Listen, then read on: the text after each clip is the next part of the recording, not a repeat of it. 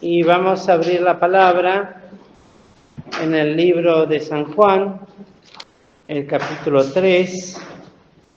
Y vamos a leer de este capítulo que relata toda la historia de Jesús en su conversación personal con Nicodemo, solamente un versículo, el número 14, que el Señor cita en esta conversación con un rabino entendido en la palabra de Dios y conocedor seguramente de la historia del pueblo de Israel y de aquellas cosas que tenía que conocer todo verdadero siervo de Dios, en este caso un sacerdote. Y dice el versículo 14, y como Moisés levantó la serpiente en el desierto, así es necesario que el Hijo del Hombre sea levantado. Y en verdad, hermanos queridos, no voy a hacer una mención de esto, seguramente cuando estén, como es mi deseo, todos los hermanos, finalmente, después del regreso de los distintos campamentos, podamos cada uno de nosotros expresar con palabras espirituales, por supuesto, en gratitud a Dios, la participación pequeña y en la condición en la cual el Señor nos ha podido utilizar en estos campamentos que han comprendido, como todos los años, la actividad con los jóvenes, adolescentes, las niñas, que ha terminado hoy, y de los niños. Para que ustedes tengan clara idea, en el campamento de niñas y de niños no se toman, ya hace unos cuantos años, los mismos temas que en los campamentos de los jóvenes mayores y de los adolescentes, ya que en ellos se dan estudios más medulosos, donde se tratan temas que tienen más que ver con la experiencia ya de cristianos, renacidos, de jóvenes que quieren servir a Cristo, donde se enseña la posición bíblica de nuestras iglesias, del testimonio, en fin, de distintas características. Nuestros campamentos son más sencillos. Ya hace años hemos comprendido que la gran necesidad está en la salvación, primeramente, de aquellas almitas que van. Y hemos sido testigos, visto, oído y ser participantes de que muchas, hablo de masculino y femenino, tanto como niños como niñas, en estos campamentos, lo primordial es insistirles sobre esta experiencia tan bendita que es la del nuevo nacimiento, la de ser convertidos realmente. Y este año particularmente se tomó una parte de este pasaje como encabezamiento y como motivo de la realización del estudio. Y entre tantas cosas que tiene, porque es un pasaje muy intenso y profundo, está esta, ¿cómo podríamos decir?, cita que toma el Señor Jesucristo ante un rabino que tenía que conocer la gran necesidad de ser salvo, que por lo que podemos ver, y ya que el Señor se lo cita, era una experiencia que este, entre comillas, siervo de Dios, que lo era desde el punto de vista,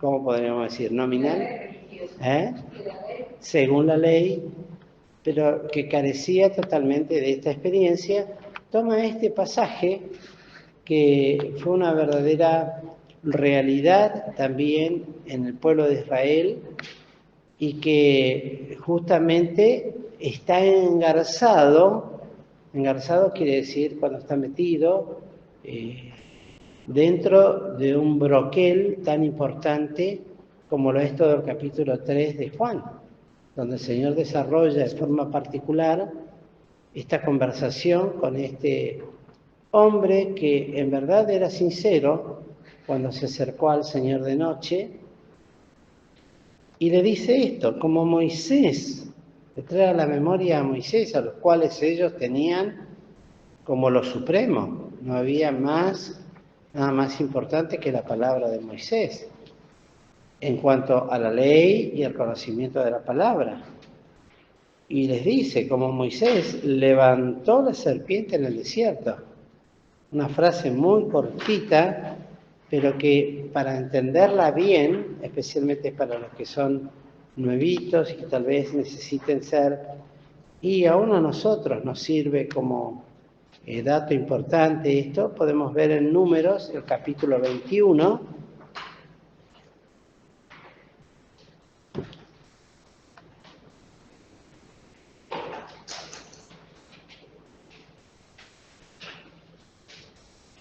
y podemos leer desde el versículo 21 en adelante.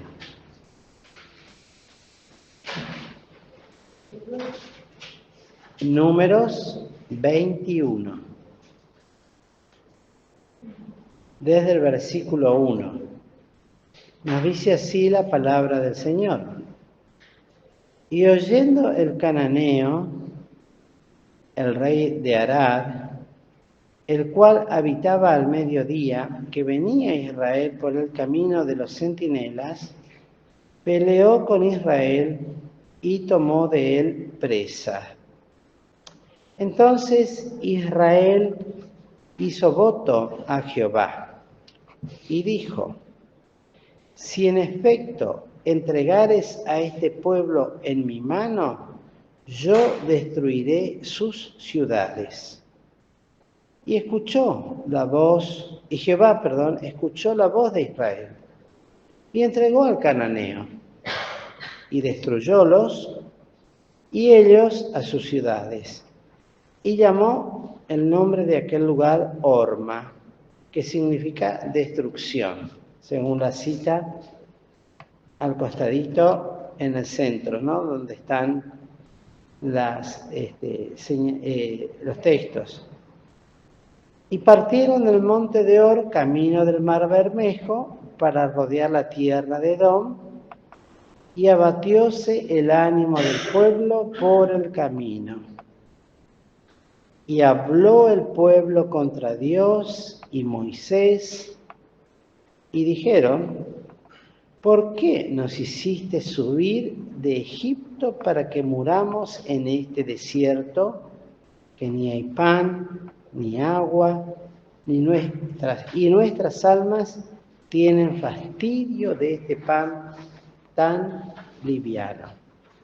Y es una experiencia que era necesario leer la primera parte, pues comprende una práctica muy importante que fue establecida en Israel de hacer votos a Dios.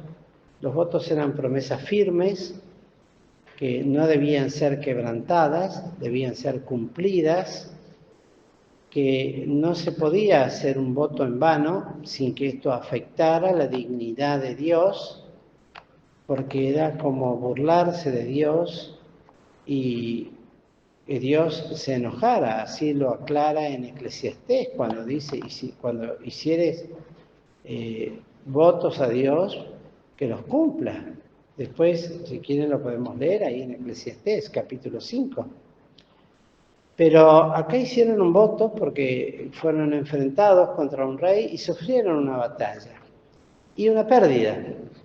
Y uno a veces se pregunta por qué, si Dios estaba con ellos, si Dios estaba y peleaba las batallas de Israel, ¿por qué tuvieron que perder y sufrir esa derrota? Y lo cierto es que no hay nada que Dios haga que no lleve dentro de su propósito, mejor dicho, dentro de eso que Él hace, un propósito para con el pueblo Y en este caso podemos decir aún también un propósito en el orden personal. Uno dirá, bueno, pero hicieron voto, ¿y cuál fue el voto? Que si Dios entregaba a sus enemigos, el voto era destruirían sus ciudades. Y destruir sus ciudades era arrasar con todo, no dejar enemigo en pie. Que esos eran los mandamientos de Dios, que ellos no tenían que dejar enemigo en pie a su paso, pues los llevarían a sus dioses y a sus costumbres y a sus modos. Pero también en esta lectura podemos ver algo que suele ser también muy común en nuestras vidas y que son experiencias contradictorias. Ya para nosotros los votos no es que dejaron de ser, sino que sencillamente no tienen en nuestras vidas ya esa práctica o eso que antes se realizaba y que podían tener distintos resultados. En este caso, sucede que habiendo Dios cumplido, habiéndole entregado a sus enemigos, ellos cumplieron sus votos. Pero sucede algo interesante, que partieron de ese lugar, iban camino para el mar Bermejo, el Mar Rojo, para rodear una tierra que era de Edom, y sucede algo, que en ese camino, en ese peregrinar, se abate el ánimo del pueblo por el camino. ¿Y qué experiencia más común esta? Pues, por un lado, habla de una victoria genuina, real, un compromiso con Dios cumplido, realizado. Dios cumplió con su parte, el pueblo cumplió con su parte, hicieron lo que tenían que hacer, todo bien. Y en la marcha victoriosa que ellos llevaban, sin embargo, empezó a suceder algo en el pueblo, que a veces se va contagiando. A veces suceden esos contagios. Porque abatir, ¿qué significa? Primero que abatir significa derribar, tirar por tierra. Eso significa abatir. Ahora, abatirse es justamente aplicar eso hacia nosotros mismos, que nos suele suceder. Esas son las experiencias contradictorias que tenemos. En nuestras vidas quiere Dios que fueran lineales, constantes, permanentes, pero aún los grandes siervos de Dios tenían esos altibajos.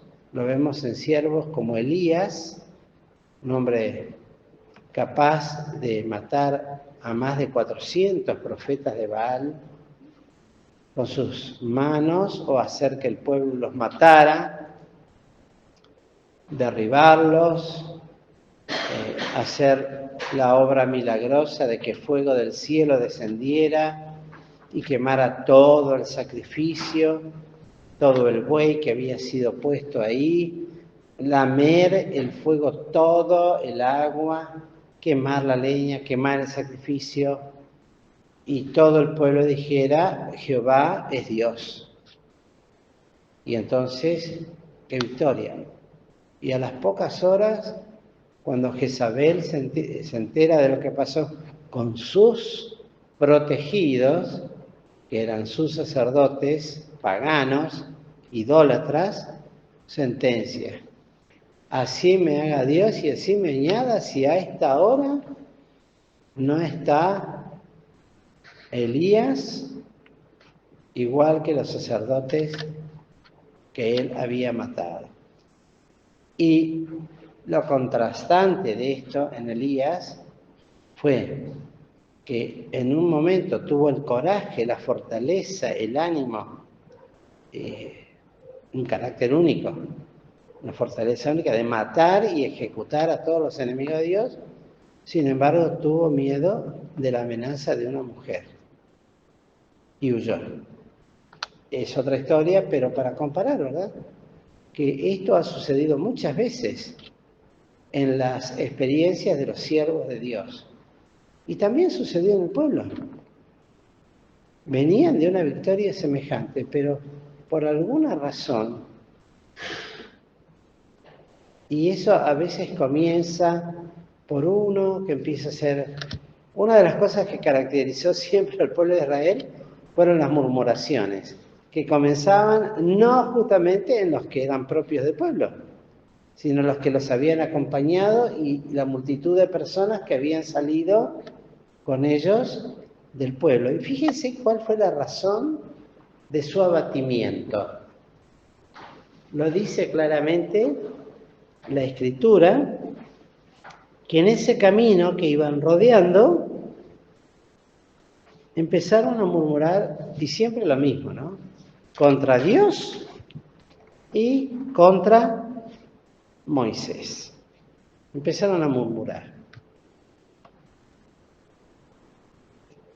Uno a veces trata de hacerse la imagen del cuadro, porque era un pueblo enorme, extenso, pero la cuestión es que los comentarios pasaban, seguramente de familia en familia, de persona en persona, de amigo en amigo, pero se iba contagiando como un virus letal, maligno, contagioso, que es el pecado, por supuesto, ¿no? Pero esa murmuración se transmitió. No tenían WhatsApp, no tenían Instagram. ¿Qué otros medios de comunicación hay? No tenían internet. Era todo verbal. Y eran más de 2 millones de personas las que estaba guiando Moisés en este camino. Siempre les recuerdo esto. 3 veces el territorio de la capital federal. Miren que es grande capital. Imagínense 3 veces eso. Y si uno tendría que hacerse, ¿vieron cuando hacen esas imágenes y muestran cuando se extiende algo sobre una ciudad, como que una mancha roja o de color va extendiendo, se va extendiendo, se va extendiendo? Bueno, una cosa así, pero nada menos que abatir, derribar, echar por tierra, quitar el ánimo. ¿Y cuál era el motivo? Era este. Y habló el pueblo contra Dios y era esto, miren ustedes, ¿por qué nos hiciste subir de Egipto? Empezaban a renegar. Ya en el libro del Número habían pasado muchos días ya, desde que salieron de Egipto. Muchos meses. Y habían visto la mano de Dios obrar con ellos en forma poderosa, fuerte y contundente, innegable. Vieron milagros que nosotros no hemos visto jamás. Abrir el mar Bermejo, el mar Rojo en 2, para que ellos pudieran cruzar, escaparse de sus enemigos y destruir a todos los egipcios, no dejar a nadie. Y así, vez tras vez, cómo Dios se presentó. Esto, las peleas, porque en realidad dice, y así lo afirman muchas partes de las Escrituras, que Dios era el que peleaba por Israel. Y acá en el 3 dice, y entregó al cananeo. Dios lo entregó. Habrán querido luchar, presentar sus sus defensas, pero los entregó Dios y ya no había nada que hacer. Cuando Dios comienza algo, sin duda, hasta que no lo termine, no parará. Así hemos escuchado frases también en otras personas en la Biblia. Viene a mi memoria cuando el malo que quería matar a Mardoqueo en una cuerda de 25 o 50 pies de alto, que eran como 25 metros, cayó frente a la reina Esther y ante el rey, no me recuerdo el nombre de ese momento, Asuero creo que era, ¿no? Bueno, Asuero, y tuvo que irse humillado, corriendo, y la mujer le dijo, sin duda has empezado a caer frente a esta gente y no parará. Qué notable, ¿no? Cuando Dios comenzaba algo, no para. Cuando Dios comienza a hacer una obra, no se detiene, no hay nada que lo detenga. Ya sea contra los enemigos del pueblo, o ya sea en castigo a su propio pueblo. Y en este caso, lo que había comenzado con esta murmuración, seguramente en alguien que empezó a hablar en voz alta y se quejaba, pero para esto nos sacó acá, ¿qué hacemos acá en este desierto? Mirá el calor que hace. Y nos dice, para que muramos, que ni hay pan, ni agua, y nuestra alma tiene fastidio de este pan tan liviano. ¿Cuál era el pan tan liviano? Ya tenían el milagro del maná. Todos los días un alimento que quisiéramos tenerlo hoy. Siempre nos cuenta Elena cómo le cambió la vida la dieta nueva que está llevando. Imagínense si comiera el maná, que sustentó a un pueblo por 40 años. Un alimento perfecto. Hoy todo el mundo quiere, a través de todos los medios, presentar qué es lo que hay que comer, qué es lo que no hay que comer, cuánta proporción, cuánto de esto, cuánto del otro, lo que es enemigo, lo que antes era prohibido, ahora está legalizado y aprobado, lo que ahora se prohíbe, antes era lo que estaba realmente, lo que era bueno. Bueno, el maná fue perfecto. Desde el primer día que llovió sobre Israel, sobre el campo de Israel, y los alimentó y duraba un día, el pan nuestro de cada día, dánoslo hoy, excepto el sábado, que tenía que juntar el viernes para el día sábado, doble porción, porque el sábado no llovía el maná, no amanecía en el campo. ¿Y qué alimento habrá sido? A ellos les resultaba liviano. Pongamos en comparación lo que sucede cuando comen nuestra comida los que nos tenemos que cuidar. A mí en el campamento me decía, pero pastor, ¿no le va a poner un poco de condimento a su, ¿cómo se llama? A su suprema de pollo, ¿no le va a poner un poco de, póngale algo, déle sabor? No, está bien así, para mí me gusta, yo lo como así, está bien. Pero y al tomate, ¿le podemos poner un poco de albahaca? ¿Le podemos poner un poco de orégano? Bueno, sí, póngale un poquito. Entonces me lo adornaban con unas hojitas de orégano y de albahaca para darle sabor. Pobre la hermana que cocinaba, no podía creer que comiera tan liviano. Pero para el desayuno, ¿qué va a comer pastor? No, yo ya tengo. Este año me llevé todo lo necesario para hacerme el desayuno, para no molestar en la cocina. Y todos los días me preparé el desayuno y alguna vez me preparé un café a la tarde, pero no molestaba. Imagínense, ya me lo han dicho, pero vos comés más sano que un conejo, dice, cuando ven lo que como. Son 2, 3 tomatitos cherry, 4, 5, un huevo, la suprema y tal vez un poquito de ensalada. Y ya para mí está bien. Sí, pero ¿y eso vas a comer? Y por al lado servían unas pizzas con todo, son un manjar, la verdad que hay que reconocerlo. Pero comparemos ahora lo que habrán pensado con y por eso hacen este comentario tan triste con respecto a esta gracia de Dios, que figura también de la palabra de Dios. Este pan tan liviano, un pan que no llena, que no harta, como la comida cuando comían esos guisos, y acá lo dice, ¿no? Y este pan tan liviano. Y entonces sucede algo donde Dios interviene a raíz de estas quejas, que envía entre el pueblo serpientes ardientes. Estas serpientes hasta el día de hoy existen en la tierra de Israel y en el desierto. Son serpientes, por eso se llaman ardientes, porque son sumamente ponzoñosas. La sola picadura de el veneno que contienen puede matar a varias personas.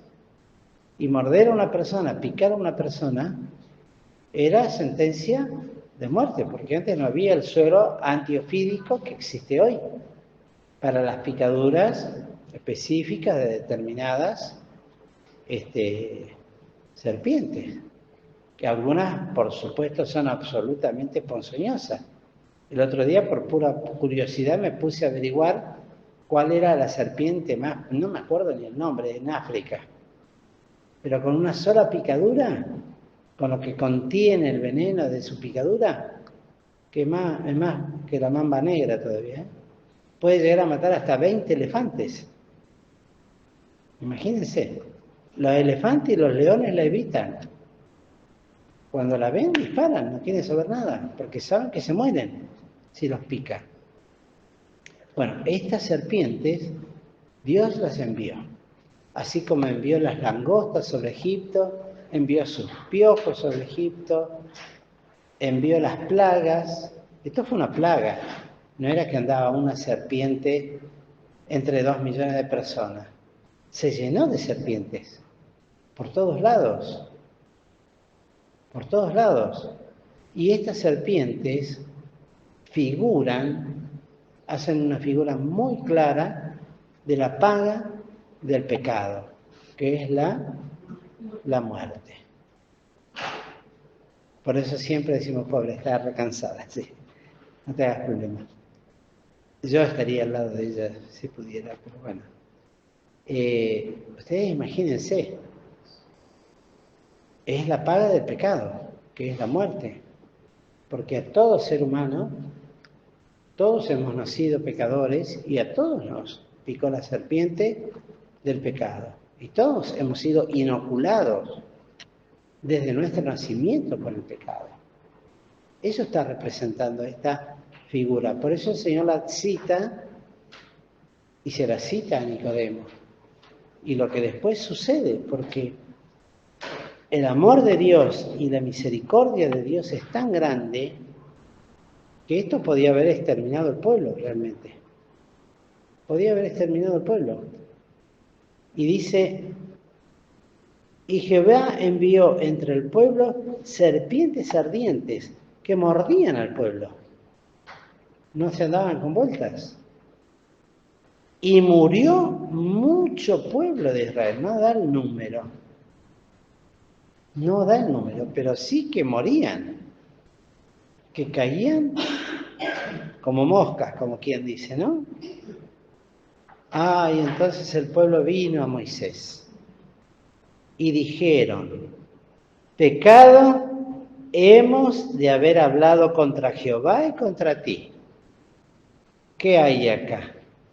Un arrepentimiento y una confesión. Un reconocimiento de haber pecado contra Dios y contra su siervo. Ya sabían lo que significaba hablar mal contra Moisés. Lo habían visto también con María y con Aarón. Habían visto lo que pasó con Nadab y Abiú cuando ofrecieron fuego extraño. uno puede pensar, bueno, qué tosudez, qué cabeza dura la del pueblo, porque sabiendo con el Dios que trataban, sin embargo, desafiaban permanentemente su poder y su grandeza, y su terribleza, por decirlo de esta manera, lo terrible que podía ser, porque entendieron que esas serpientes no aparecieron por cuestión de casualidad. Dios las envió. Dios de algún lado o las formó o las sacó y las trajo y las desparramó por todo el pueblo. Y entonces, cuando vienen y hacen esto, le piden a Moisés, dice, ruega a Jehová que quite de nosotros estas serpientes. ¿Cómo sabían a dónde tenían que ir? ¿Cómo sabían? La verdad es vergonzoso porque nos hace pensar a nosotros también, que sabemos dónde tenemos que ir cuando las cosas nos van mal. Sabemos a dónde recurrir inmediatamente, ¿eh? Cuando nos van bien, tal vez ni nos acordamos, o damos gracias por lo bien que nos va, pero cuando nos va mal realmente y son cosas graves, el que es un hijo de Dios y el Espíritu le da testimonio, que tiene que ir a dónde. Y lo hacemos, yo lo hago mentalmente, instantáneamente, ante las pruebas, las situaciones que a veces ni siquiera son pecados, son situaciones difíciles o en las cuales tenemos temor por el porvenir, por lo que pueda suceder. Inmediatamente, Señor, ayúdanos. Clamamos al Señor para que el Señor, ¿qué haga? ¿Qué hace el Señor frente a Dios? Intercede. Eso, aunque no lo pensamos así, pero ¿cómo lo sabemos? Señor, ayúdame, ten misericordia de mí, ten misericordia de esta alma, ten misericordia de este mi hijo, ten misericordia de esta mi hija, ten misericordia, Señor, ayúdanos, o ten misericordia de mí. Porque la serpiente ardiente ha actuado, ha hecho lo que tenía que hacer, y bueno, a veces puede ser por causa nuestra, a veces no, pero bueno, la situación está. Y dice la palabra, y que Moisés oró por el pueblo. Y Jehová dijo a Moisés, hazte una serpiente ardiente, o sea, que componga, que la haga fabricar. Había artífices que eran capaces de hacer con metal lo que era una serpiente. Y ponla sobre la bandera, sobre un estandarte, sobre un pendón, sobre algo que sobresalía encima de todo el pueblo. Y bien alto se ve que estaba, bien alto. Y le indica por qué hace eso después de estos dos puntos. Y será que cualquiera que fuere mordido y mirare a ella, vivirá. Miren qué figura tan clara y perfecta para el hombre. Todos los que estamos aquí, creo yo, o por lo menos la mayoría, vamos a decir todos, hemos mirado a esa, por decirlo de esta manera, serpiente. ¿Por qué?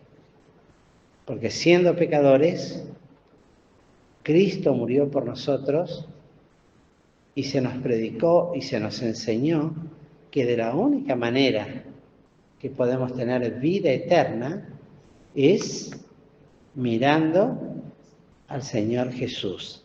Y eso era lo que representaba. Y dice, y Moisés hizo una serpiente y púsolo sobre la bandera, obedeció. Y fue justamente esto, que cuando alguna serpiente mordía a alguno, miraba a la serpiente de metal y vivía. Qué cosa, ¿no? Porque aparte, las picaduras no solamente es el dolor del momento cuando pincha, sino que produce toda una serie de malestar. Y yo pensaba, qué cosa, ¿no? Porque ¿cuántos habrán sido picados y no miraron? ¿Muchos? ¿O todos? ¿Qué nos hace pensar esto? ¿Qué harían ustedes si son picados por una serpiente? Y le dicen, bueno, mira, tenés que mirar el ventilador. Si mirás el ventilador, vas a vivir. Y yo voy a mirar el ventilador. Si no tengo otro remedio. Pero ni aún fe, Era obedecer ese mandato. Y lo comparaba con la obra de Cristo, porque después cuando él habla y le dice a Nicodemo, así como Moisés levantó, es necesario que el Hijo del Hombre sea levantado. Y luego en el 15 dice, para que todo aquel que en él creyere no se pierda, sino que tenga vida eterna. ¿Y saben cuál es la diferencia? Que la picadura de la serpiente duele, hincha, descompone, se pudre donde pica, duele, agarra fiebre, parálisis, no sé, puede tener muchos síntomas. Es bien evidente. A mí no me pica una serpiente y no me doy cuenta que no me picó. Ah, mira, tenía picado por una serpiente, ni cuenta me di, mira, ya estoy curado, no me di cuenta. ¿Pasa eso? Ahora, ¿qué pasa con el pecado? El pecado no duele. El pecado no duele, pero no es menos mortal que la picadura de esa serpiente. Al contrario, yo diría que de eso no se salva nadie, porque la paga del pecado es muerte. Y yo digo, ¿será por eso? No justifico, porque ahí sí es obediencia y fe. Por eso dice, porque en el que en él creyere, en aquel que fue levantado, en el Hijo de Dios, en lo que él hizo, que implica llevar sobre su cuerpo en el madero el pecado de cada uno de nosotros. Y Dios juraba, y ahora, en este tiempo, sigue siendo el mismo mandamiento. Porque este es el versículo que predicamos, porque de tal manera amó Dios al mundo, que ha dado a su Hijo unigénito para que todo aquel que en él creyere. Y qué obra que tiene que hacer el Espíritu. Y qué poca gente, en cantidad proporcional, porque uno piensa, yo les decía a las hermanas del campamento, ¿no? Son 87 chicas, comparando, por ejemplo, con una colonia de vacaciones que hacen paseos y van a la pileta y les ofrecen comedores y juegos, no van 87. Van 500 chicos. Y al campamento fueron 87. Y de esas 87, ¿cuántas habrán mirado a la serpiente de metal? ¿Cuántas habrán visto? en el Cristo que se le ofrecía al Salvador. Y eso nos pasa a todos nosotros. Por lo cual, esta palabra sigue siendo vigente, porque el pecado sigue obrando en nosotros y muchas veces somos abatidos y muchas veces murmuramos contra Dios. ¿Por qué me pasa esto? ¿Por qué me pasa lo otro? ¿Por qué tengo que pasar por esta situación? ¿Por qué esto, lo otro? Y bueno, tenemos que tener en cuenta que las murmuraciones no son del agrado de Dios. Y cuánto tenemos que corregirnos en ese sentido. Pero también tener la confianza. Y por eso están puestos. Desde ya nosotros tenemos la gracia del Espíritu de Dios que está permanentemente en cada uno de nosotros y no se va más. Pero también tenemos estos símbolos que nos traen a la memoria la obra de Cristo. ¿Para qué? Para que trayendo a la memoria nos presentemos. Y tal como el pueblo tenía que mirar a la serpiente para ser sanado y poder vivir, nosotros seguir mirando a aquel blanco supremo de nuestra vocación, para ser santificados, para ser limpiados, para ser lavados de nuestras maldades, para ser lavados de nuestras suciedades y poder proseguir en este camino, que muchas veces deja de mirar la hora, por favor. Entonces, queridos hermanos, ahora vamos a participar de la cena. Nos traigamos a la memoria la obra de Cristo, que es eficaz, que lo es como el primer día, como cuando nos salvó y nos dio vida eterna. Hoy sigue siendo tan eficaz para poder limpiar nuestros corazones, santificar nuestras vidas y consagrarnos para servirle como Él quiere que le sirvamos. La figura es muy clara, pero es una figura.